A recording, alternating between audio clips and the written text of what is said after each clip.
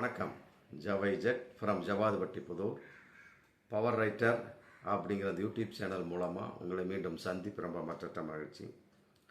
அத்தோடு எங்கள் சேனலை சப்ஸ்கிரைப் பண்ணுங்கள், பெல் பட்டன் அழுத்த மறந்துடாதீங்க. அத்தோட எல்லாத்துக்கும் ஷேர் பண்ணுங்கள்.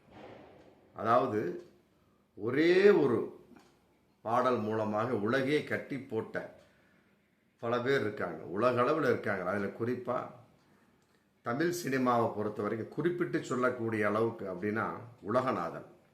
வாட மீனுக்கும் விலங்கு மீனுக்கும் கல்யாணம், சின்ன தண்ணி கூட்டம் எல்லாம் ஊர்கோலம். அந்த பாட்டு வந்து இன்னைக்கும் நம்ம எல்லோரையும் கட்டி போட்டு கொண்டிருக்க பாடல். அதுவும் அன்னைக்கு வந்த புதுசில் உலகமே ஃபுல் ரீச். யார் அந்த பாடல் பாடியது, யார் அந்த பாடலை எழுதியது அப்படிங்கிற விஷயம். உலகநாதன் அப்படிங்கிற அந்த குரலுக்காகவே அந்த பாடல் வந்து ஒரே ஒரு பாடல் தான். அதுக்கு பின்னால் எங்கே போனார்னே தெரியல.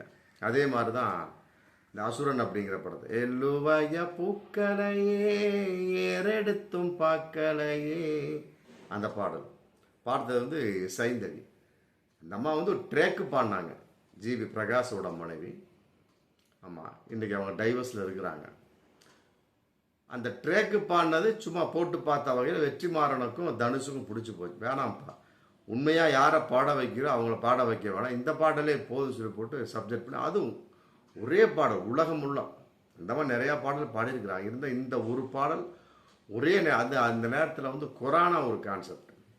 அதனால் வந்து இந்த பாடல் வந்து பயங்கர பப்ளிக் ஆச்சு. உலகையை கட்டி ஆண்ட ஒரு அடுத்த பாடல். அடுத்ததாக சொல்லக்கூடிய ஒரு இந்த நேரத்துக்கு ஒரு பாடல்னா, இப்போ சமீபத்தில் நேற்று தான் வெளியாகிருக்கு, தக் லைஃப் அப்படிங்கிற படத்தில் ஒரு பாடல். அதாவது வந்து முத்தமழை இங்கு கொட்டி தீராதோ அப்படின்னு ஒரு பாடல். ஆனால் அந்த பாடல் வந்து படத்தில் இல்லை. ஏன் அதை எடுத்தாங்க அப்படின்னு தெரியல. ஏன்னா பாடியவர் வேறொருவர், தீ அப்படிங்கிற ஒரு பாடகி. அந்த பாடலுக்கு பாடியதுக்கு பின்னால் படம் ரிலீஸ் ஆகிறதுக்கு முன்னால் ஒரு இசை வெளியீட்டு விழா. அந்த வெளியீட்டு விழாவில் அந்த பாடகி வந்து வரல. தீ அப்படிங்கிற அந்த பாடகி ஏஆர் ரஹ்மானுடைய இசையில் தக் லைஃப், மணிரத்னம், கமல்ஹாசன், சிலம்பரசன், திரிஷா நடித்த படம். அந்த பாடகி அந்த ப்ரொமோஷன் விழாவில், மற்றபடி இசை வெளியீட்டு விழாவுக்கு வரல. அப்போ என்ன பண்ணுறாங்க, வந்திருக்கிற சின்மையை வந்து அதில் பாட சொல்கிறார் ஏஆர் ரஹ்மான். எப்படின்னு கேட்டால், அந்த பாடல் அந்த அம்மாளுக்கு எப்படி தெரியும் அப்படின்னு கேட்டால், தெலுங்குலேயும் ஹிந்திலையும் அந்த அம்மா தான்.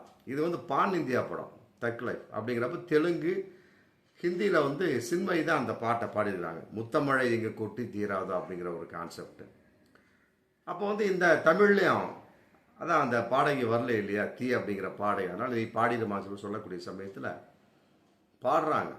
ஆமாம், படத்தில் பாடியது வேறு, அது ஏன் கட் பண்ணாங்க அப்படிங்கிறது தெரியல. அதுக்கு உண்டான காரணம் எப்படின்னா, அதுக்கு பின்னால் சின்மையினுடைய ஒரு ஒத்து போகக்கூடிய சமயத்தில் தீ அப்படிங்கிற அந்த பாடகியோட டோன் ரொம்ப குறைஞ்சி போயிருப்பான்.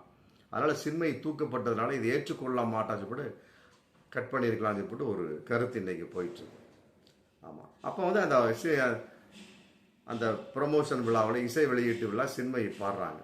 பாடின உடனே சரி தூக்கு. அதில் குறிப்பாக வந்து அதில் வரக்கூடிய வரிகள், காலை கணவனில் காதல் கொண்டேன், கண் விழித்தேன் அவன் காணவில்லை, என்னோடு உன்னை ஒன்றாக்கும் வரை என்ன செய்தும் வழி தீரவில்லை அப்படிங்கிற அந்த வார்த்தையை வந்து சாதாரண ஒரு வார்த்தையை ஹம்மிங்ஸு மற்ற சில முக்கல் முனகெல்லாம் போட்டு அதை அப்படியே தூக்கி நிறுத்தியிருக்காங்க. இந்த முக்கல் முனகளில் வந்து அந்த பாடகி தீ வந்து பாடலை, சின்மையை பாடினவுடனே சும்மா ஸ்டேஜில் பாடுறாங்க, சரி தூக்கு. அதை என்ன பண்ணுறாங்க, எல்லாம் யூடியூப்பில் போட்டாங்க. போட்டவுடனே இன்றைக்கி உலக அளவுக்கு அது பப்ளிக்கான ஒரு பாடலாக இன்றைக்கி போயிட்டுருக்கு. ஒரிஜினல் பாடல் வேறு, அதே பாடலை சின்மை பாடக்கூடிய சமயத்தில் அந்த முக்கல் முனகல் மற்றபடி சில விஷயங்களை செயற்கையாக வைக்கக்கூடிய சமயத்தில் எங்கேயோ போயிடுச்சு. இன்றைக்கி வந்து அந்த பாடலை ஏன் கட் பண்ணாங்க, படத்தில் இல்லை. அந்த பாடல் பாடிய அற்புதமான ஒரு பாடல், படத்தில் இல்லை. சரி, இந்த அளவுக்கு இருக்கக்கூடிய அந்த சின்மையை ஏன் வந்து பாட வைக்கல அப்படிங்கிறது இன்றைக்கி மிகப்பெரிய ஒரு கேள்வியாக போயிட்டுருக்கு. மீண்டும் சின்மையை வந்து தமிழ் திரையுள்ள பாட வைங்க அப்படின்னு இன்றைக்கி ரசிகர்கள், நெட்டிசன்களாம் அந்த இணையதளத்தில் போட்டு பிச்சை எடுக்கிறாங்க. பொதுவாக அதாவது சின்மையை பொறுத்த வரைக்கும் தமிழ் சினிமாவில் பாட வச்சு இன்றைக்கி ஏகதேசம் ஒரு 7 வருஷத்துக்கு மேலே ஆச்சு. அவருக்கு தடை போடப்பட்டிருக்கிறது. அது 2018 இந்த மீ டூ அப்படிங்கிற ஒரு கான்செப்டில் அவர் ரொம்ப தீவிரமாக இருந்தார். அந்த வகையில் கவி பேரரசு வைரமுத்து மேலே ஒரு மிகப்பெரிய ஒரு குற்றச்சாட்டை சொன்னார். அதாவது 2002 சுவிட்சர்லாந்துக்கு ஒரு ரெக்கார்டிங் சம்மந்தமாக மற்றபடி ஷோ போன வகையில் என்னை ஒத்துழைக்குமாறும் மற்றபடி வேறு வித எண்ணங்களோடு என்னை கூப்பிட்டார் அப்படின்னு ஒரு விஷயத்தில் மீட்டூவில் கம்ப்ளைண்ட் பண்ணார். யார்? சின்மை. மிகப்பெரிய ஒரு வைரலாகவும் மற்றபடி மிகப்பெரிய விஷயமாக அது போயிட்டு இருந்தது.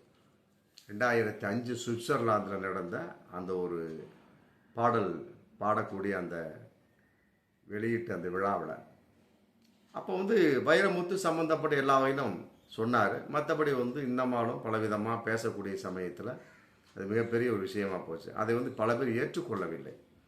வைரமுத்து அப்படிப்பட்ட ஆள் கிடையாது அப்படின்னு சொல்லிட்டு யாருமே ஒத்துக்கலை. மற்றபடி சின்மை மேலே ஏக பேர் குற்றம் சுமத்தினாங்க. ஆமாம், அதே நேரத்தில் அதை சின்மை மறுத்தார். மற்றபடி அந்த வகையில் தயாரிப்பாளர் மற்ற ஷோன்ஸ் எல்லாருமே என்ன பண்ணாங்க, சின்மைக்கு இனிமேல் வாய்ப்பு தரக்கூடாது அப்படின்னு சொல்லிட்டு ஒரு முடிவுக்கு வந்துட்டாங்க 2018. அதே மாதிரி தான் இன்னொரு விஷயம், சின்மையை பொறுத்தவரை டப்பிங் நல்லா நிறையா பண்ணுவார். டப்பிங்கை பொறுத்த வரைக்கும் டப்பிங் யூனியனில் உறுப்பினராக இருக்கார்.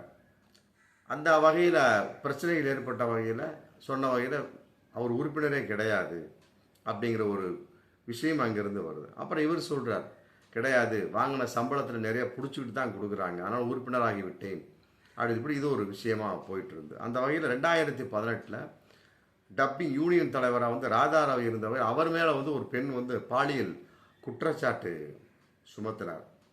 சுமத்தின வகையில் அதற்கு பாடகி சின்மை 2018 ஒரு ஆதரவு கொடுத்தார்.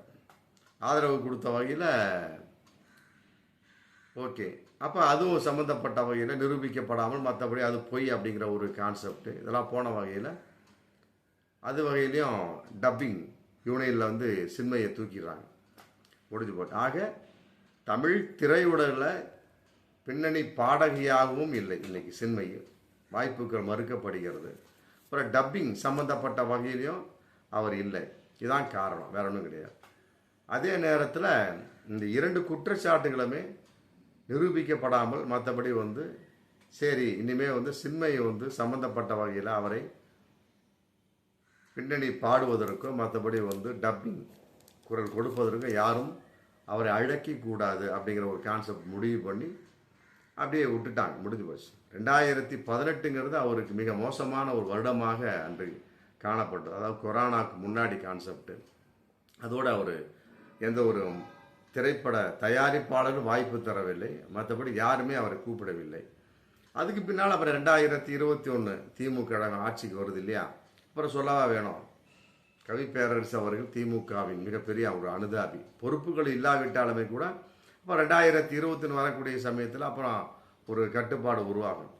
யாருமே மீண்டும் கவி பேரரசு வகையில் ஒரு மிகப்பெரிய ஒரு குற்றச்சாட்டு, மற்றபடி டப்பிங் சம்மந்த ராதாராவே திமுகவில் இல்லை, அவர் இப்படிப்பட்ட சில குற்றச்சாட்டுகளால் அவர் நீக்கப்பட்டார். அது வேறு புறமாக இருந்தாலுமே கூட திமுக ஆட்சி வந்ததுக்கு பின்னாடி அது ரொம்ப ஸ்ட்ராங் ஆயிடுச்சு.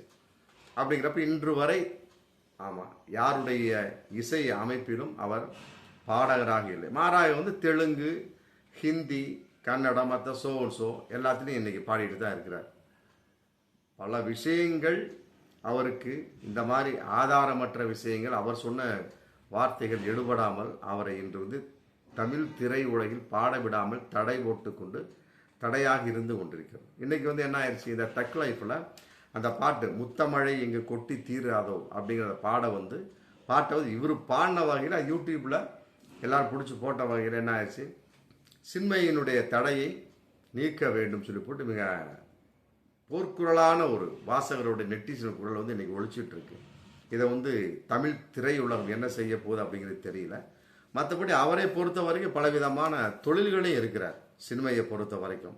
அதாவது வரக்கூடிய விஷயத்தை 7/6/25 ஹைதராபாத்தில் மிகப்பெரிய இசை கச்சேரி இசை இது பண்ண போகிறாரு. அதே நேரத்தில் 2025 ஏகப்பட்ட மொழிகளில் பாடியிருக்கார் தமிழை தவிர.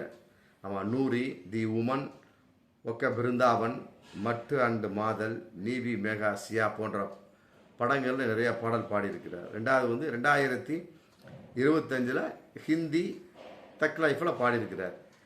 மற்றபடி தி கேர்ள் ஃப்ரெண்ட் அப்படிங்கிற படத்தையும் பாடியிருக்கிறார். அப்புறம் வந்து ப்ளூ எலிஃபண்ட் அப்படிங்கிற பேரில் மொழிபெயர்ப்பு நிறுவனம் நடத்திட்டு வர்றார்.